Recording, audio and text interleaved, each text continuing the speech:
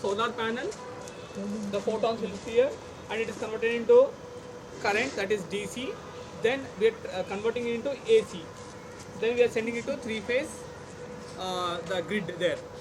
So here total on this building and that building together, we have 318 modules. This is one module. Okay, like this 318 modules are there. It is divided again two parts. 159 on this building, 159 on that building. So this is a transmitter here. You can see here one transmitter, there you have another transmitter for another 159 panels. Okay. So here from that it goes to the grid, the current. These are the capacity is 100 kilowatt is capacity for these solar panels, and it is generating 200 units per day. 159 is generating 100 and another 159 is generating 100. So all the solar panels, they collect the energy and it transmits here in the transmitter here.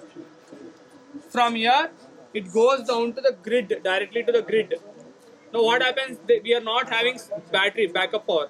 Directly we are giving this energy to power point, grid directly. For example, let us take, we are consuming 1000 units per day in JHPS. For example, it is generating 200 units. So we electricity from minus 200 units and 800 units only will get the bill. That solar energy can be used as a long-term source of electricity and the whole world can rely on it. Thank you. So the solar panel is made up of solar cells. These solar cells are made up of nothing but silicon. As per what we've learned in chemistry, we know that the valency of silicon is 4. Meaning, thereby, silicon forms 4 single bonds in order to maintain the structure of a solar cell. Now, the solar panel is divided into 2 regions, the positive region and the negative region. The negative region contains electrons, whereas the positive region is a hollow space. We know electrons are jumpy. This is why when light strikes the surface of the solar panel, the electrons immediately begin moving into the positive spaces, which forms a positive-negative p-n junction. Kindly be reminded that in a solar panel, we are only fulfilling the purpose of collecting this current. We are only collecting the intermingling electrons which are forming at the p-n junction. The actual electricity generation is happening here in the transmitter. Thereby, via wires, all these electrons are going to travel to this transmitter, that is an external circuit basically, and here the actual electricity generation is going to take place. Now, speaking in layman terms, in order to charge our smartphones, we require electricity from up to 12 solar cells.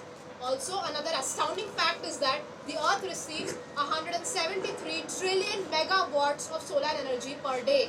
However, our most efficient solar panels can only convert 46% of the solar energy into useful electrical energy, which means that it is imperative to invest more time and resources into expanding our knowledge such that by 2040 we are able to be completely dependent on solar panels. Thank you.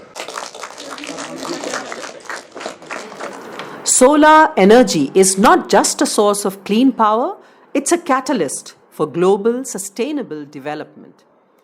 In aligning with the United Nations Sustainable Development Goals, solar energy stands as a versatile tool in addressing various global challenges.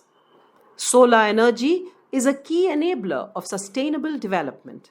Its potential to transform societies and economies underscores the urgency of embracing this clean, renewable energy source. We at Jubilee Hills Public School understand the need of the hour and have taken a giant leap towards cleaner and greener environment. Thank you.